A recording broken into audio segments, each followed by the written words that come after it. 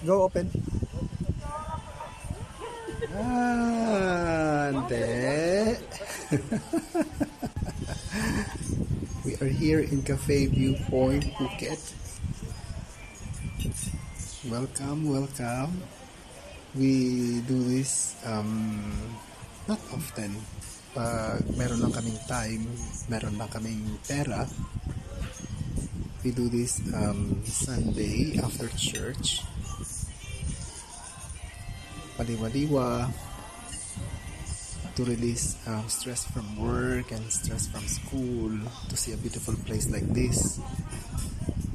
Yeah. And this place is overlooking Andaman Sea. Tapos meron silang, they have a duyan. Nakakadula. Yes. I hope you can visit this place. Bye!